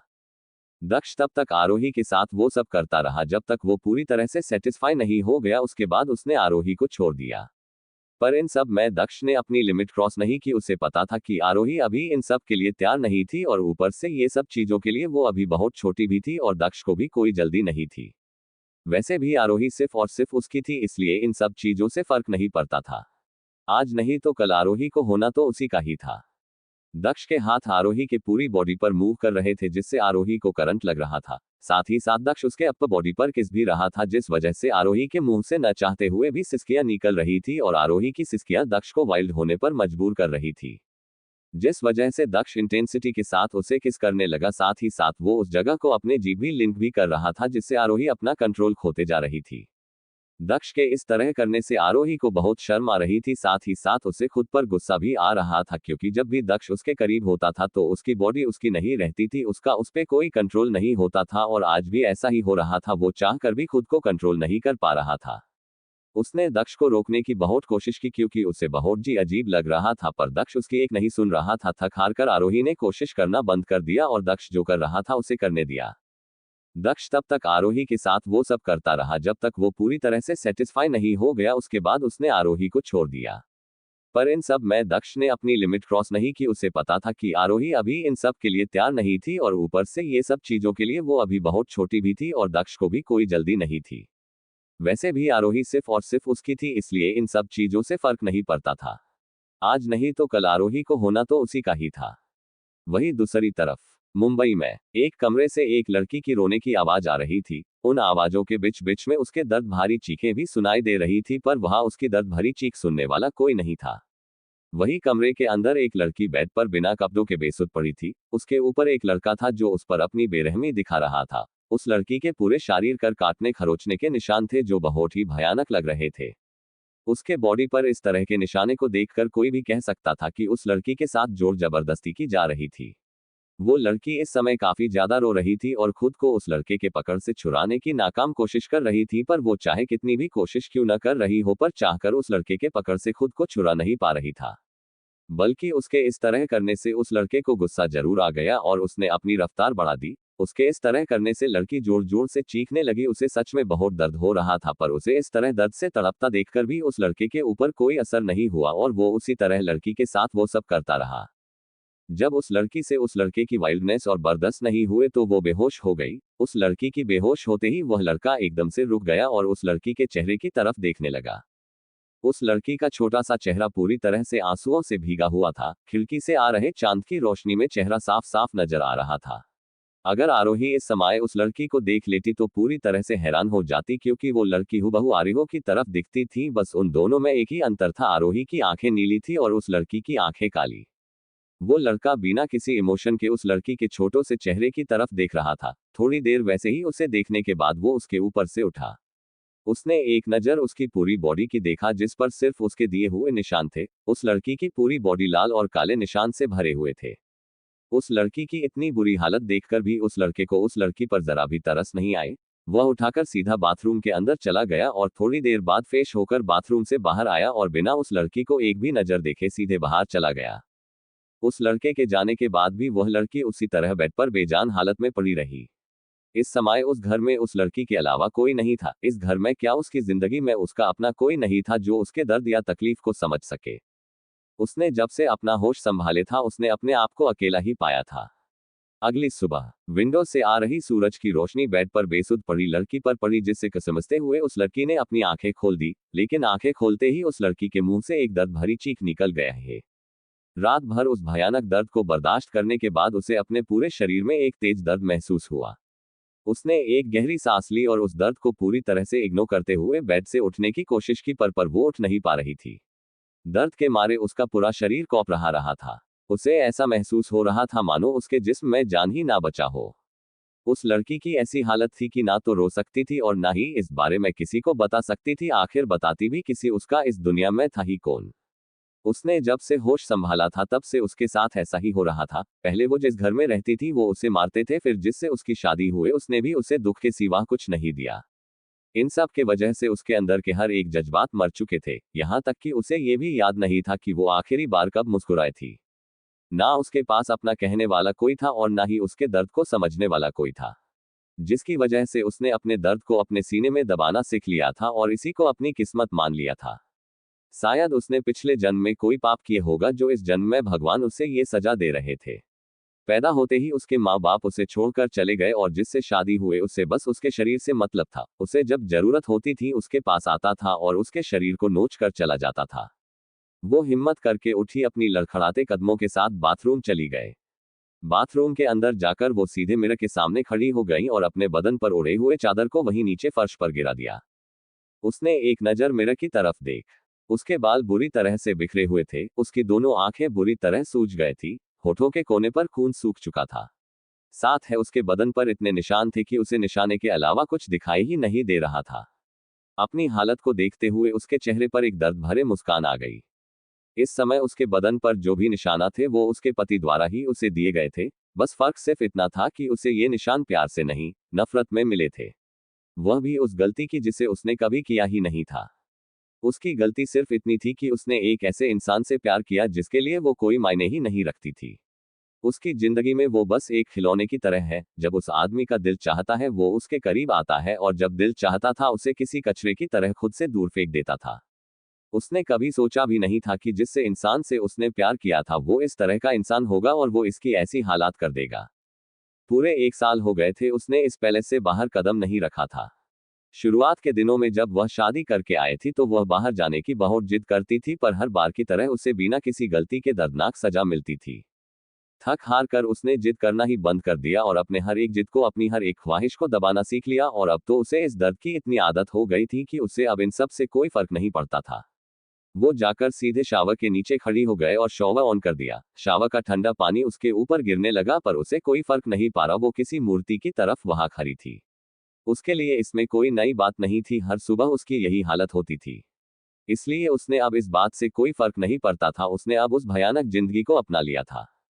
थोड़ी देर बाद वह बाथरूम से फ्रेश होकर बाहर आए। उसकी आंखें बुरी तरह से लाल थी, साथ ही उसका पूरा चेहरा भी लाल था। उसके गालों पे गले पर काटने के निशान थे, जिन्हें छुपाने के लिए मिरर के सामने आए और खुद को उस मिरर में देखा। उसके लंबी काले घने बाल भीगे हुए थे जिसमें से पानी की बूंदें उसके चेहरे पर टपक रहे थे। छोटा सा गोरा सा चेहरा, फूले हुए गाल और उसकी काली आंखें, जिन आंखों को देखकर कभी सबको सुकून आया करता था, आज उन आंखों में सिवाय दर्द के कुछ नहीं था। उन आंखों में एक दर्द और एक खालीपन था। उसके होंठ के किनारे थी कट लगी हुई थी, जो कि साफ साफ नजर आ रहा था, पर खुद के हालात को देखते हुए भी उसने उफ तक नहीं किया। इस समय उसने सिंपल से रेड कलर के साड़ी पहनी हुई थी, हाथों में चूड़ा और गले में मंगलसूत्र और मांग में सिंदूर। चेहरे पर ना कोई मेकअप और ना ही कोई चमक। उसने अपने बालों को सुखाया और मेकअप की मदद ने इन निशानों को भी जो उसके पति ने उसे दिए थे। फिर वो धीरे कदमों से रूम के बाहर चली गई। वही दूसरी तरफ आरोही की आंखें खुली तो उसे दक्ष कभी भी दिखाई नहीं दिया। ये देखकर उसने कहा, एक राहत की सांस ली। तभी उसकी नजर अपने फोन की तरफ गए और ध्रुव का मैसेज देखकर आरोही को अपने सिर में एक तेज दर्द महसूस हुआ। ये ध्रुव तो हाथ धोकर उसके पीछे पर गया था। उसे उसका जल्द ही कुछ करना होगा, वरना उस गधे के वजह से वो एक बड़ी मुसीबत में फंस सकती थी। वो कल दक्ष को देखकर इतना खुश हो गए थी कि वो लगभग इस बारे में भूल ही गए। उसे जल्द से ये सब दक्ष को बताना, वरना ये सब उसे कहीं और से पता चला तो उसके लिए बिल्कुल भी अच्छा नहीं होगा। दक्ष की पॉसिबलनेस को याद करते ही आरोही एक पल के लिए कौंप गए। वही दूसरी तरफ आरोही की आंखें खुली तो उसे दक्ष कभी भी दिखाई नहीं दिया। ये देखकर उसने कहा, एक राहत की सांस ली। तभी उसकी नजर अपने फोन की तरफ गए और ध्रुव का मैसेज देखकर आरोही को अपने सिर में एक तेज दर्द महसूस हुआ। ये ध्रुव तो हाथ धोकर उसके पीछे पर गया था। उसे उसका जल्द ही कुछ करना होगा, वरना उस गधे के वजह से वो एक बड़ी मुसीबत में फंस सकती थी। वो कल दक्ष को देखकर इतना खुश हो गए थी कि वो लगभग इस बारे में भूल ही गए। उससे जल्द से ये सब दक्ष को बताना, वरना ये सब उसे कहीं और से पता चला तो उसके लिए बिल्कुल भी अच्छा नहीं होगा। दक्ष की पॉसिबलनेस को याद करते ही आरोही एक पल के लिए कौंप गए। आरोही जल्दी से उठी और रेडी होकर नीचे चली गए। उसे जल्द दक्ष से इस बारे में बात करनी थी, वो अब और इंतजार नहीं कर सकती थी। वहीं नीचे हॉल में दक्ष बिना किसी इमोशन के वहां बैठा वंश के साथ कुछ डिस्कस कर रहा था कि तभी आरोही दौड़ते हुए वहां आए और सीधे जाकर दक्ष के गोद में बैठ गया। आरोही के इस तरह अचानक वहां आने से वंश डर गया। उसने डरते हुए दक्ष की तरफ देखा। उसे पता था कि दक्ष को बिल्कुल भी पसंद नहीं है कि कोई उसे काम के समय उससे डिस्टर्ब करे। पर दक्ष के तरफ देखते ही वंश की आंखें हैरत से फैल गए, क्योंकि भले ही दक्ष के चेहरे पे कोई इमोशन नहीं थे, पर वंश बता सकता था कि दक्ष बिल्कुल भी गुस्सा नहीं है, बल्कि आरोही के इस तरह आने से दक्ष का आसपास कोल्ड ऑरा एकदम से गायब हो गया था। थोड़ी देर पहले जो उसे घुटन महसूस हो रही थी वो भी पूरी तरह गायब हो गई थी। भले ही वंश को पता था कि आरोही दक्ष के लिए बहुत मायने रखती, पर इतना कि उसे कम के समय डिस्टर्ब करने पर भी दक्ष ने उसने आरोही को कुछ नहीं कहा। बल्कि दक्ष तो ऐसा बिहेव कर रहा था जैसे उसे आरोही के इस तरह आने से बिल्कुल भी बुरा नहीं लगा। दक्ष प्यार से उसके गाल सहताते हुए बोला, तुम्हें पता है इस तरह दौड़ने से तुम्हें चोट लग सकती है, वो थोड़ी सख्ती के साथ बोला। दक्ष को इस तरह नाराज होता देख आरोही जल्दी से बोली, सॉरी हब्बी, वो जब आपने आपको रूम में नहीं देखा तो मैं डर गए कि कभी आप फिर से मुझे छोड़कर तो नहीं चले गए। वही की बात सुनकर दक्ष ने आगे कुछ नहीं कहा। आरोही ने एक गहरी सांस ली और दक्ष की तरफ देखा जो उसे ही बिना किसी इमोशन के देख रहा था। आरोही ने पहले समझने की कोशिश की कहीं दक्ष का मूड खराब तो नहीं है, पर जब उसे सब नॉर्मल लगा तो वो गहरी सांस लेते हुए बोली, कॉलेज में एक लड़का है जो मुझे पसंद करता है और उसने मुझे पूरी कॉलेज के सामने प्रपोज किया है। वंश ने जैसे ही आरोही की बात सुनी उसका अपना खून सूखता हुआ महसूस हुआ। आरोही की बात सुनकर वो अंदर तक हिल गया। उसे पता था कि उसे ये बात दक्ष से नहीं छुपानी चाहिए थी, पर वो ऐसा नहीं करता तो उन्हें करोड़ों का नुकसान हो जाता। डर के मारे उसका पूरा शरीर कौंप गया। उसने दिल ही दिल में दुआ की आरोही आगे कुछ न बोले। अगर दक्ष को पता था कि उसे सब पता होते हुए भी उसने ये बात उससे छुपाई, वो सोच भी नहीं सकता दक्ष उसका क्या हाल करेगा। वो बेरहमी से उसे खौलते तेल में फेंक देगा। आरोही आगे बोली, क्या तुम मेरे साथ उस लड़के से मिलने चल सकते हो? ये सुनकर वंश को लगा जैसे सब कुछ खत्म हो गया। वो सच में दक्ष से उस लड़के से मिलने जाने को कह रही थी। अचानक से रूम का टेम्परेचर एकदम से ठंडा हो गया। आरोही आगे बोली, मैंने उससे कहा कि मैं पहले से ही शादीशुदा और मेरा हस्बैंड बहुत हैंडसम है, पर उसे मेरी बातों पर विश्वास ही नहीं है। उसने कहा कि मेरा हस्बैंड एक बूढ़ा बदसूरत है जो बहुत ही जल्दी मारने वाला है। उसकी बात सुनकर मुझे गुस्सा आ गया और मैं तुम्हें उससे मिलवाने के लिए मन गए, और मैंने ये भी कहा कि मेरा हस्बैंड हमारे कॉल्स के हंक से लाख गुना ज्यादा हैंडसम है। वंश अपनी जगह जमकर खड़ा था। आरोही की बात सुनकर वो हक्का बक्का रह गया। क्या ये आरोही की कोई नई चाल थी? यहाँ तक कि आरोही की बात सुनकर दक्ष भी एक पल के लिए हैरान हो गया। जब दक्ष ने बहुत देर तक कुछ नहीं कहा तो आरोही ने सिर नीचे झुका लिया। वो उदास लग रही थी। सॉरी, कोई बात नहीं, अगर आपके पास। आरोही अपनी बात पूरी करती उससे पहले ही दक्ष उसकी बात बीच में काटते हुए बोला, कब चलना है? आरोही एक पल के लिए हैरान हो गए, लेकिन फिर उसकी आंखें एकदम से चमक उठी और जल्दी से बोली, आज कॉलेज के बाद। दक्ष के बिना किसी इमोशन के कहा, ठीक है। ये सुनकर आरोही कसकर दक्ष को गले लगाते हुए बोली, थैंक यू सो मच, और ये बोलकर वो वहां से बाहर भाग गए। वही वंश अभी भी वैसे ही आंखें फाड़े वहां खड़ा था। उसे अभी भी विश्वास नहीं हो रहा था कि दक्ष इतनी आसानी से मान गया। सॉरी छोटे चैप्टर के लिए। वंश को लगा जैसे सब कुछ खत्म हो गया। वो सच में दक्ष से उस लड़के से मिलने जाने को कह रही थी। अचानक से रूम का टेम्परेचर एकदम से ठंडा हो गया। आरोही आगे बोली, मैंने उससे कहा कि मैं पहले से ही शादीशुदा और मेरा हस्बैंड बहुत हैंडसम है, पर उसे मेरी बातों पर विश्वास ही नहीं है। उसने कहा कि मेरा हस्बैंड एक बूढ़ा बदसूरत है जो बहुत ही जल्दी मारने वाला है। उसकी बात सुनकर मुझे गुस्सा आ गया और मैं तुम्हें उससे मिलवाने के लिए मन गए, और मैंने ये भी कहा कि मेरा हस्बैंड हमारे कॉल्स के हंक से लाख गुना ज्यादा हैंडसम है। वंश अपनी जगह जमकर खड़ा था। आरोही की बात सुनकर वो हक्का बक्का रह गया। क्या ये आरोही की कोई नई चाल थी? यहाँ तक कि आरोही की बात सुनकर दक्ष भी एक पल के लिए हैरान हो गया। जब दक्ष ने बहुत देर तक कुछ नहीं कहा तो आरोही ने सिर नीचे झुका लिया। वो उदास लग रही थी। सॉरी, कोई बात नहीं, अगर आपके पास। आरोही अपनी बात पूरी करती उससे पहले ही दक्ष उसकी बात बीच में काटते हुए बोला, कब चलना है? आरोही एक पल के लिए हैरान हो गए, लेकिन फिर उसकी आंखें एकदम से चमक उठी और जल्दी से बोली, आज कॉलेज के बाद। दक्ष के बिना किसी इमोशन के कहा, ठीक है। ये सुनकर आरोही कसकर दक्ष को गले लगाते हुए बोली, थैंक यू सो मच, और ये बोलकर वो वहां से बाहर भाग गए। वही वंश अभी भी वैसे ही आंखें फाड़े वहां खड़ा था। उसे अभी भी विश्वास नहीं हो रहा था कि दक्ष इतनी आसानी से मान गया। Sunshine international college. आरोही बहुत ही राहत महसूस कर रही थी। अब जब दक्ष उसके साथ आने के लिए मान गया था तो उसे चिंता करने की कोई जरूरत नहीं थी। वो सीधे जाकर अपने बेंच पर बैठ गई। तभी ध्रुव उसके पास आया। ध्रुव को वहां देखकर आरोही की भौहें सिकुड़ गए। सबकी नजर आरोही और ध्रुव की तरह ही थी और वो कुछ मजेहर होने का इंतजार कर रहे थे। ध्रुव इस समय बहुत ही सीरियस लग रहा था, जैसे वो आरोही से बहुत जरूरी बात कहना चाहता हो। वो एक गहरी सांस लेते हुए बोला, आरोही, मुझे नहीं पता कि किसने मेरे बारे में ये झूठी अफवाह फैलाए हैं कि मैं तुम्हारे पीछे किसी शर्वत की वजह से हूँ। सच में ऐसा कुछ नहीं है। मैं दिल से तुम्हें पसंद करता हूँ। ध्रुव के बात सुनकर सब स्टूडेंट्स हैरान हो गई। वही आरोही का चेहरा एकदम से डार्क हो गया।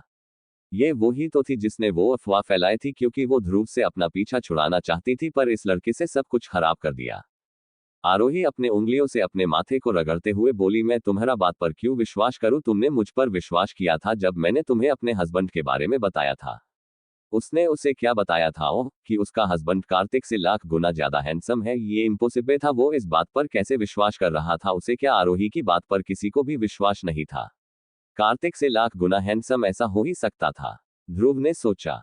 आरोही एक गहरी सांस लेते हुए ठीक बोली, चलो कोई बात नहीं, तुम्हें मेरी बात पर भरोसा नहीं है न, तो मैं आज कॉलेज के बाद तुम्हें उससे मिलने ले चलूंगी, ठीक है? आरोही ये सब इतना धीरे कहा तक कि उसकी बात सिर्फ कार्तिक और ध्रुव ही सुन पाए।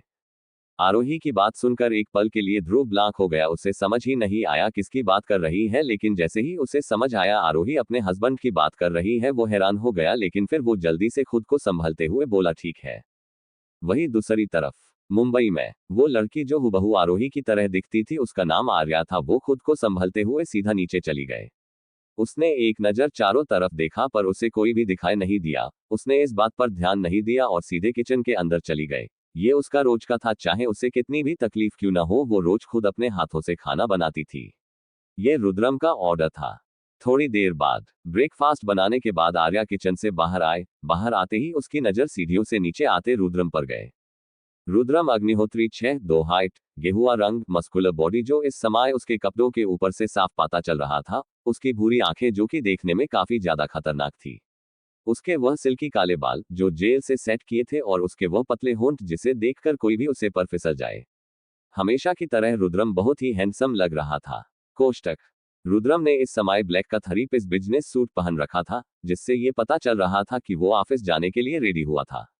एक समय था जब आर्या उसके इसी लुक पर फिदा हो गई थी, पर अब सब कुछ बदल गया था। अब रुद्रम को इस तरह से देखकर भी आर्या को कुछ महसूस नहीं होता था। इन 1 सालों में उसके अंदर के सारे इमोशन खत्म हो गए थे और उसे खत्म करने वाला और कोई नहीं पति था। आर्या उसके साथ रह तो रही थी, पर वो एक जिंदा लाश से कम नहीं थी। वो सिर्फ वही करती जो रुद्रम उसे करने को कहता था। जब से उसकी शादी रुद्रम से हुई थी, उसकी जिंदगी उसकी नहीं रही थी। वो बस उसके हाथों की एक कठपुतली बनकर गई थी। नीचे पहुंचकर रुद्रम सीधे डाइनिंग एरिया की तरफ बढ़ गया। वही आर्या ने जैसे ही रुद्रम को वहां आते देखा तो वो सीधे किचन में चली गई। उसने रुद्रम के लिए ब्रेकफास्ट निकला और फिर प्लेट लेकर सीधा रुद्रम के सामने रख दिया और उसके साथ एक कप ब्लैक कॉफी भी। इस बीच में उसने एक बार भी नजर उठाकर रुद्रम की तरफ नहीं देखा। वो बिना किसी इमोशन के वो सब कर रही थी। सब हो जाने के बाद वो सिर झुकाकर वहां खड़ी हो गई जैसे रुद्रम उसका मालिक हो और वो उसकी नौकर। वही रुद्रम बस तक आर्या को देख रहा था। आर्या इस समय बहुत ही खूबसूरत लग रही थी। उसने इस समय बहुत ही खूबसूरत लाल कलर की साड़ी पहन रखी थी। उसी की मैचिंग की चिड़िया मांग में सिंदूर, गले में रुद्रम के नाम का मंगलसूत्र। उसका छोटा सा जो बहुत ही खूबसूरत था वो इस समय काफी ज्यादा मुरझाया हुआ था, पर इससे उसकी खूबसूरती पर कोई असर नहीं हुआ। वो अभी उतनी ही बला की खूबसूरत लग रही थी, पर इन दोनों वो काफी ज्यादा कमजोर हो गए थी और काफी ज्यादा पतली भी हो गए थी। ऐसा लग रहा था कि वो ठीक से अपना ध्यान नहीं रखती थी। रुद्रम बिना किसी इमोशन के आर्या को देख रहा था। फिर जब उससे बर्दाश्त नहीं हुआ तो उसने आर्या का हाथ पकड़कर उसे अपने तरफ खींच लिया। वही आर्या रुद्रम के इस एक्शन के लिए बिल्कुल भी तैयार नहीं थी, जिस वजह से वे सीधे रुद्रम के गोद में जकड़ गिरी। रुद्रम ने कसकर आर्या को उसकी कमर से पकड़ लिया। उसके हाथ आर्या के कमर पर इधर से उधर फिसल रहे थे।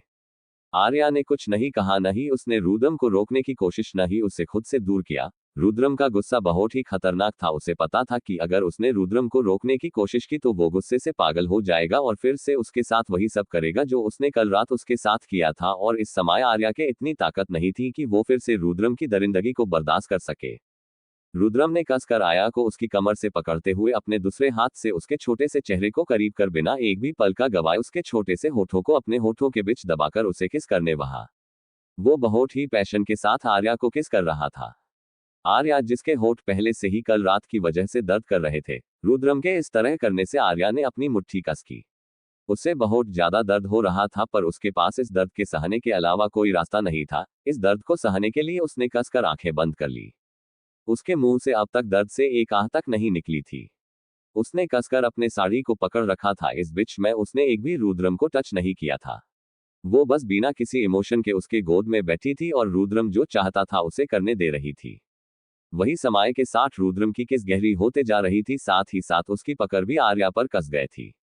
वो तब तक उसे किस करता रहा जब तक भी पूरी तरह सेटिस्फाई नहीं हो गया। उसने बाद एक जोरदार बाइट के साथ उसने आर्या को छोड़ दिया। रुद्रम के इस तरह किस करने से आर्या का छोटा सा चेहरा बुरी तरह से लाल पड़ गया, साथ ही उसके होठों से भी खून निकलने लगा। वही रुद्रम की पकड़ अभी भी आर्या के कमर पर कसी हुई थी। रुद्रम आर्या को उसकी कमर को पकड़ते हुए खुद से चिपकाते हुए उसके गालों पर किस करते हुए बोला, वाइफी सच में तुम बहुत ही ज्यादा खूबसूरत हो और आज इस साड़ी में तो तुम कहर ढा रही हो।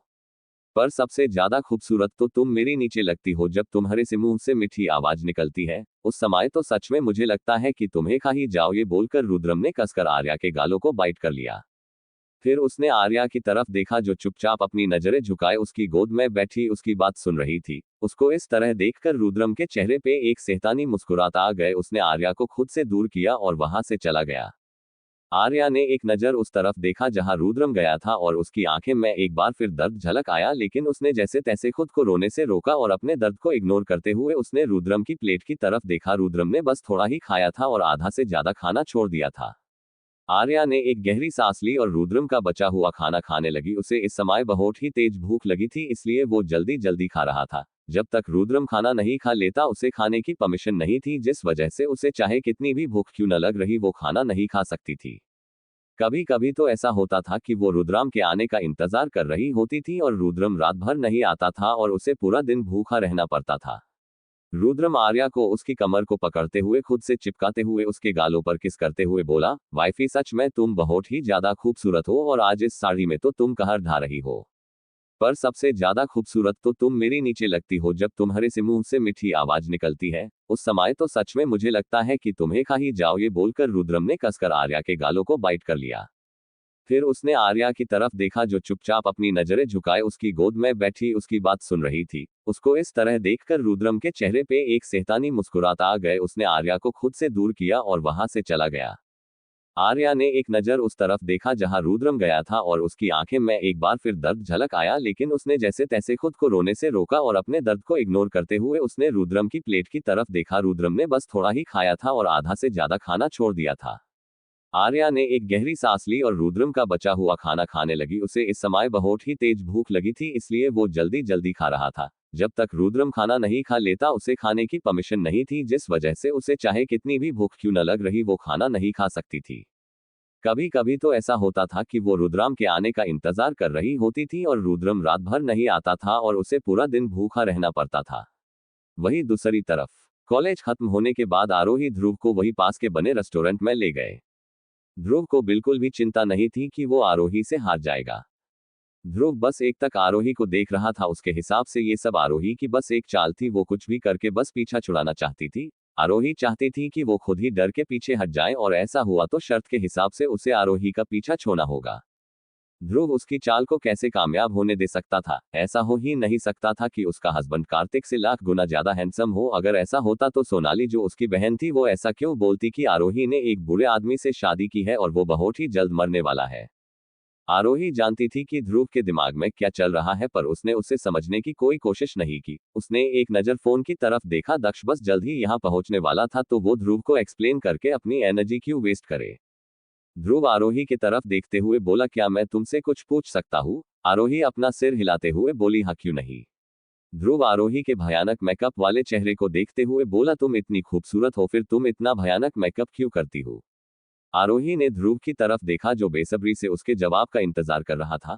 सच कहें तो वो कब से ये आरोही से पूछना चाहता था कि इतने सुंदर होते हुए भी वो ऐसा भयानक मेकअप क्यों करती थी। ये तो खुद को टॉर्चर करने जैसे था।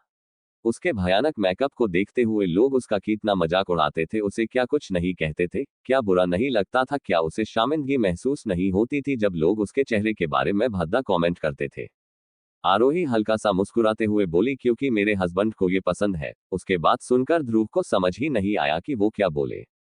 उसके हस्बैंड को ये पसंद है, क्या इससे वाहियात कोई जवाब हो सकता था? कोई भी हस्बैंड अपनी बीवी को इस तरह कैसे पसंद कर सकता था? आरोही, अब तुमने इतना भी झूठ नहीं बोलना चाहिए। क्या मैं इतना बुरा हूँ? ठीक है, मैं कार्तिक और अर्जुन जितना हैंडसम नहीं हूँ, पर मैं इतना भी बुरा नहीं दिखता हूँ। और मैं विश्वास के साथ कह सकता हूँ कि तुम्हारे हस्बैंड से तो ज्यादा ही हैंडसम हूँ, और तो मुझे तुम्हारे शादीशुदा होने से कोई भी प्रॉब्लम नहीं है। ये बोलते समय वो काफी कॉन्फिडेंट लग रहा था, जैसे अब आरोही चाहकर भी उस मना नहीं कर पाएगी। ये इसलिए था क्योंकि एक तो वो अमीर था और दूसरा उसके हिसाब से वो आरोही के पति से यंग और हैंडसम था। ध्रुव की बात सुनकर आरोही बिना कोसी इमोशन के बोली, मुझे पता है कि तुम बहुत अच्छे हो, पर मैं अपने पति से बहुत प्यार करती हूँ। आरोही की बात सुनकर ध्रुव एकदम से निराश हो गया, लेकिन फिर कुछ सोचकर अपनी चमकती आंखें से बोला, ठीक है, मैंने मान लिया कि तुम्हारा हस्बैंड कार्तिक से लाख गुना ज्यादा हैंडसम है और वो तुमसे बहुत प्यार करता है, पर क्या हुआ जब मुझे बाद में पता चला कि ये सब बस एक झूठ है और तुमने बस मुझसे पीछा छुड़ाने के लिए ये सब कहा है।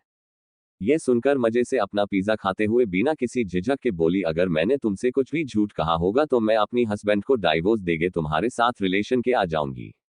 आरोही की बात सुनकर ध्रुव एकदम से खुश हो गया। क्या तुम सच तो बोल रही हो? बाद में तुम अपने बात से पलट तो नहीं जाऊंगी? आरोही बोली, बिल्कुल भी नहीं, मैंने जो कहा है मैं वही करूंगी। मैच के वजह से मुझे लिखने का बिल्कुल भी टाइम नहीं मिला, ऊपर से इंडिया मैच हार गए जिस वजह से मेरा मन ही नहीं हुआ कुछ भी लिखने का, फिर भी मेरे से जितना हुआ मैंने लिखा है। इसके आगे की कहानी के लिए जुड़े रहे हमारे साथ।